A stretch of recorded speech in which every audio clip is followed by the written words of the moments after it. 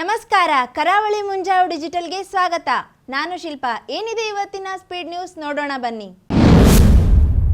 ಅಂಕೋಲಾದ ಆಶಾ ಕಾರ್ಯಕರ್ತೆಯರಿಗೆ mask, sanitiser ಹಾಗೂ ತಲಾ 1,000 ನಗದು ನೀಡಿ ಮಾಜಿ ಶಾಸಕ ಸತೀಶ್ ಸೈಲ್ ಕೋವಿಡ್ ಸಂಕಷ್ಟ ಕಾಲದಲ್ಲಿ ಕಾಳಜಿ ಮೆರೆದರು. ನಂತರ ಪೊಲೀಸ್ ಠಾಣೆಗೆ ತೆರಳಿ ಸ್ಯಾನಿಟೈಸರ್, ಮಾಸ್ಕ್ ವಿತರಿಸಿದರು. ಪ್ರಮುಖರಾದ ಜಿಲ್ಲಾ ಪಂಚಾಯತ್ ಮಾಜಿ ಅಧ್ಯಕ್ಷ ರಮಾನಂದ್ ನಾಯ್ಕ್, ತಾಲೂಕ್ ಪಂಚಾಯತ್ ಅಧ್ಯಕ್ಷೆ ಸುಜಾತಾ ಗಾಂವ್ಕರ್, ಬ್ಲಾಕ್ ಅಧ್ಯಕ್ಷ ಪಾಂಡುರಂಗ ಗೌಡ ಮತ್ತಿತರರು ಉಪಸ್ಥಿತರಿದ್ದರು. ಸಿದ್ದಾಪುರದಲ್ಲಿ ಸಂಪೂರ್ಣ ಲಾಕ್ಡೌನ್ ಆಗಿದ್ದು, ಪಟ್ಟಣದಲ್ಲಿ ಬಿಕೋ ಎನ್ನುವ ಸ್ಥಿತಿ ಇದೆ.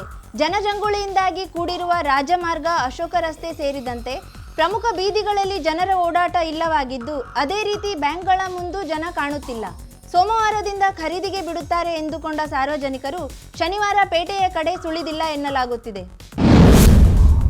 ಮುಂಡಗೋಡದಲ್ಲಿ ಸಾಮಾಜಿಕ ಅಂತರ ಕಾಯ್ದುಕೊಂಡು ರೈತರು ಭತ್ತದ ಬೀಜಗಳನ್ನು ಮುಂಡಗೋಡದ ಪಾಳಾ ಕೃಷಿ ಇಲಾಖೆಯ ರೈತ ಸಂಪರ್ಕ ಕೇಂದ್ರದಲ್ಲಿ ಖರೀದಿಸಿದರು. ಬಾಗಿಲು ಮುಚ್ಚಿದ ಅಂಗಡಿ ಮುಂಗಟ್ಟು ಅತ್ತ ಇತ್ತ ಓಡಾಡುತ್ತಿರುವ ಜನರನ್ನು ಪೊಲೀಸರು ಪ್ರಶ್ನಿಸಿದರೆ ಔಷಧಿ ಖರೀದಿಗೆ ಬಂದಿರುವ ನೆಪ ಹೇಳುತ್ತಿದ್ದಾರೆ. ಇದು ಗೋಕರ್ಣದಲ್ಲಿ ಶನಿವಾರ ಕಂಡುಬಂದ ದೃಶ್ಯ. ಧಾರಾಕಾರ ಮಳೆ ಸುರಿದ ಕಾರಣ ಪ್ರಮುಖ ಬೀದಿಗಳು ಜನರಿಲ್ಲದೆ ಬಿಕೋ ಎನ್ನುತ್ತಿತ್ತು. ಸರ್ಕಾರದ ಯೋಜನೆ ಅನುಷ್ಠಾನದ ಜೊತೆಗೆ ವೈಯಕ್ತಿಕವಾಗಿ ಸಹಾಯ ಸಹಕಾರ ನೀಡುವ ಮೂಲಕ ಅಭಿವೃದ್ಧಿಗೆ ಶ್ರಮಿಸುತ್ತಿರುವ ಶಾಸಕ ದಿನಕರ್ ಶೆಟ್ಟಿ ಅವರಿಗೆ ನಾಗರಿಕರ ಪರವಾಗಿ ಅಭಿನಂದಿಸುತ್ತಿದ್ದೇನೆ ಎಂದು ಗೋಕರ್ಣದ ನಾಡು ಮಾಸ್ಕೇರಿ ಗ್ರಾಮ ಪಂಚಾಯತ್ ಸದಸ್ಯ ರಾಜೇಶ್ ನಾಯಕ್ ಹೇಳಿದ್ದಾರೆ. ಅವರು ಬಂಕಿಕೊಡ್ಲದ ಪ್ರಾಥಮಿಕ ಆರೋಗ್ಯ ಕೇಂದ್ರದಲ್ಲಿ ವಿಕಲಚೇತನರಿಗೆ ನೀಡುವ ಕೋವಿಡ್ ಲಸಿಕೆ ಕಾರ್ಯಕ್ರಮದಲ್ಲಿ ಪಾಲ್ಗೊಂಡು ಮಾತನಾಡಿದರು. ಮುಂಡಗೋಡ ತಾಲೂಕಿನ ಇಂದೂರು ಸರ್ಕಾರಿ ಹಿರಿಯ ಪ್ರಾಥಮಿಕ ಶಾಲೆಯ 5 ಕೊಠಡಿಗಳ ಬೀಗ ಮುರಿದು 2 ಸಿಸಿ ಕ್ಯಾಮೆರಾ ಕಳ್ಳತನ ಮಾಡಲಾಗಿದೆ. ಆದರೆ ಅಕ್ಕಿ, ಬೇಳೆ ಹಾಗೂ ದಾಖಲಾತಿಗಳು ಕಳ್ಳತನವಾಗಿಲ್ಲ ಎಂದು ಶಾಲಾ ಅಭಿವೃದ್ಧಿ ಸಮಿತಿಯ ಅಧ್ಯಕ್ಷ ಮಂಜುನಾಥ್ ನಡಗೇರಿ ತಿಳಿಸಿದ್ದಾರೆ.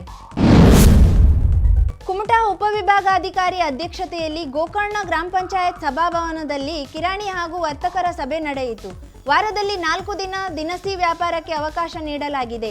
ಆದರೆ ಈ ವೇಳೆ ಮನೆ ಮನೆಗೆ ಅಗತ್ಯ ವಸ್ತುಗಳನ್ನು ಒದಗಿಸಬೇಕು. ಇದರಂತೆ ತರಕಾರಿ ಮತ್ತು ಮಾಂಸದ ಅಂಗಡಿಯವರು ಮನೆ ಮನೆಗೆ ಪೂರೈಕೆ ಮಾಡಬೇಕು ಎಂದು ತಿಳಿಸಲಾಯಿತು.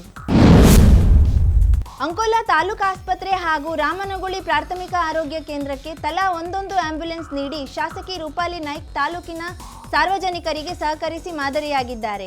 ಕೋವಿಡ್ ಬಾಧಿತರು ಇದರ ಉಪಯೋಗ ಪಡೆದುಕೊಳ್ಳಿ ಎಂದು ಶಾಸಕಿ ರೂಪಾಲಿ ನಾಯ್ಕ್ ಹೇಳಿದ್ದಾರೆ. ಗೂಡಿಗೆ ಬಂದು ಕೋಳಿ ಹಿಡಿಯುತ್ತಿದ್ದ ಗೋಧಿ ಬಣ್ಣದ ನಾಗರ ಹಾವನ್ನು ಉರಗ ರಕ್ಷಕ ಶಿರಸಿಯ ರಾಜೀವ್ ನಾಯ್ಕ್ ಹಿಡಿದು ಕಾಡಿಗೆ ಬಿಟ್ಟಿದ್ದಾರೆ. ಸಿದ್ದಾಪುರ ತಾಲೂಕಿನ ಹೆಗ್ಗರಣಿ ಸಮೀಪದ ಹೊಸತೋಟದ ಮಂಜುನಾಥ್ ಗೌಡ ಮನೆಯ ಕೋಳಿಗೂಡಿಗೆ ಕಳೆದ 1 ವಾರದಿಂದ ಈ ಹಾವು ಬರುತ್ತಿತ್ತು. 5 ಅಡಿ ಉದ್ದದ ಈ ಹಾವನ್ನು ರಾಜೀವ್ ನಾಯ್ಕ್ ಹಿಡಿದು ಕಾಡಿಗೆ ಬಿಟ್ಟಿದ್ದಾರೆ.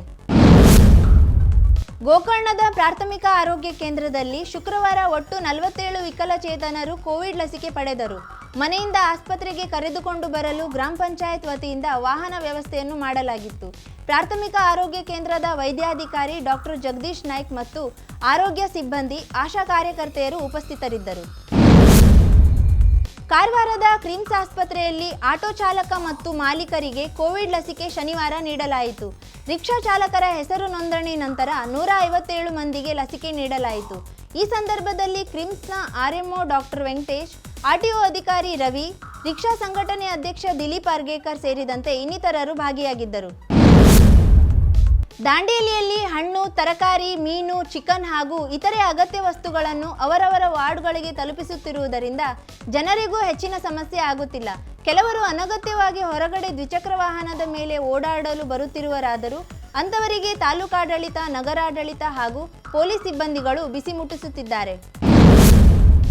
ಅಂಕೋಲಾದಲ್ಲಿ ನಿಗದಿಪಡಿಸಿದ ಅಂಗಡಿಗಳಷ್ಟೇ ತೆರೆಯಬೇಕು. ಒಂದು ವೇಳೆ ಅನವಶ್ಯಕವಾಗಿ ವ್ಯಾಪಾರದಲ್ಲಿ ತೊಡಗಿಸಿಕೊಂಡರೆ ಅಂಥವರ ವಿರುದ್ಧ ಪ್ರಕರಣ ದಾಖಲಿಸಲಾಗುತ್ತದೆ.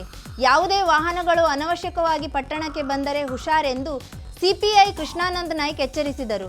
ಗ್ರಾಮೀಣ ಪ್ರದೇಶಗಳಲ್ಲಿ ಅಲ್ಲಿಯೇ ವ್ಯವಸ್ಥೆ ಕಲ್ಪಿಸುತ್ತೇವೆ ಎಂದು ತಾಲೂಕ್ ಪಂಚಾಯತ್ ಕಾರ್ಯನಿರ್ವಹಣಾಧಿಕಾರಿ PY ಸಾವಂತ್ ಹೇಳಿದ್ದಾರೆ. ಆಕ್ಸಿ ಬಸ್ ವಾಹನ ದಾಂಡೇಲಿಗೆ ತಲುಪಿದೆ. ದಾಂಡೇಲಿಯ ಸರ್ಕಾರಿ ಆಸ್ಪತ್ರೆಯಲ್ಲಿರುವ ವಾಹನ ಹಳಿಯಾಳ, ದಾಂಡೇಲಿ ಹಾಗೂ ಜೊಯ್ಡಾ ತಾಲೂಕಿಗೆ ಒಳಪಟ್ಟಿರುತ್ತದೆ. ಒಟ್ಟು 3 ಫ್ಯಾನ್, 6 ಆಕ್ಸಿಜನ್ ಹೊಂದಿರುವ ಆಸನವುಳ್ಳ ಈ ಬಸ್ ಜನರಿಗೆ ಸಹಕಾರಿಯಾಗಲಿದೆ ಎಂದು ತಹಶೀಲ್ದಾರ್ ಶೈಲೇಶ್ ಪರಮಾನಂದ ತಿಳಿಸಿದ್ದಾರೆ. ಕೃಷಿ ಚಟುವಟಿಕೆಗಳಿಗೆ ಸಂಬಂಧಿಸಿದ ಸಾಮಗ್ರಿಗಳನ್ನು ಮಾತ್ರ ಖರೀದಿಸಲು ಸೋಮವಾರದಿಂದ ಗುರುವಾರದವರೆಗೆ ಅವಕಾಶ ಕಲ್ಪಿಸಲಾಗಿದೆ ಎಂದು ಸಿದ್ದಾಪುರದ ತಹಶೀಲ್ದಾರ್ ಪ್ರಸಾದ್ ಎಸ್ಎ ಹೇಳಿದ್ದಾರೆ. ಕೃಷಿ ಕಾರ್ಯದಿಂದ ರೈತರಿಗೆ ಯಾವುದೇ ತೊಂದರೆ ಆಗಬಾರದು ಎನ್ನುವ ಕಾರಣಕ್ಕೆ ಅವಕಾಶ ನೀಡಲಾಗಿದೆ. ಅನಗತ್ಯ ಯಾರೂ ಪಟ್ಟಣಕ್ಕೆ ಬರುವಂತಿಲ್ಲ ಎಂದರು. ತಾಲೂಕ್ ಪಂಚಾಯತ್ ಇಒ ಪ್ರಶಾಂತ್ ವೀರಾವ್, ಪಟ್ಟಣ ಪಂಚಾಯತ್ ಮುಖ್ಯಾಧಿಕಾರಿ ಕುಮಾರ್ ಡಿ ನಾಯ್ಕ್, ತಾಲೂಕು ಆರೋಗ್ಯಾಧಿಕಾರಿ ಡಾಕ್ಟರ್ ಲಕ್ಷ್ಮೀಕಾಂತ್ ನಾಯ್ಕ್ ಇತರರು ಉಪಸ್ಥಿತರಿದ್ದರು. ಇದೀಗ ಸ್ಪೀಡ್ ನ್ಯೂಸ್ ಮುಕ್ತಾಯ. ಇನ್ನು ಜಾಹೀರಾತು.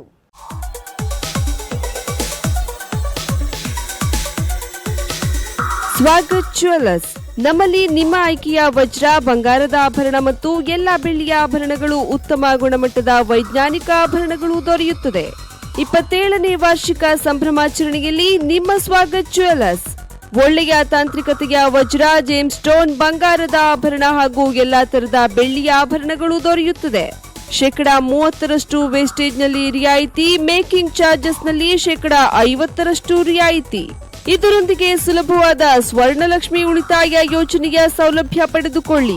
ಹಿಂದೆ ಭೇಟಿ ನೀಡಿ ಸ್ವಾಗತ್ ಜ್ಯುವೆಲ್ಲರ್ಸ್, ಸ್ವಾಗತ್ ಆಭರಣ ಪ್ರೈವೇಟ್ ಲಿಮಿಟೆಡ್, ಕುಟಿನೋ ರೋಡ್, ಕಾರವಾರ. ಪ್ರತಿದಿನದ ಸುದ್ದಿ ಹಾಗೂ ವಿಶೇಷ ಕಾರ್ಯಕ್ರಮಗಳನ್ನು ವೀಕ್ಷಿಸಲು ನಮ್ಮ ಕರಾವಳಿ ಮುಂಜಾವು ಡಿಜಿಟಲ್ ಅನ್ನ ಸಬ್ಸ್ಕ್ರೈಬ್ ಮಾಡಿ. ಹಾಗೆಯೇ ನಾವು ಅಪ್ಲೋಡ್ ಮಾಡೋ ವಿಡಿಯೋಸ್ ಅನ್ನ ನೀವು ತಕ್ಷಣಕ್ಕೆ ನೋಡಬೇಕಂದ್ರೆ ಬೆಲ್ ಐಕಾನ್ ಅನ್ನ ಕ್ಲಿಕ್ ಮಾಡಿ. ನಿಮಗೆ ನಮ್ಮ ಈ ವಿಡಿಯೋ ಇಷ್ಟವಾದಲ್ಲಿ ಲೈಕ್, ಶೇರ್ ಅಂಡ್ ಕಮೆಂಟ್ ಮಾಡಿ.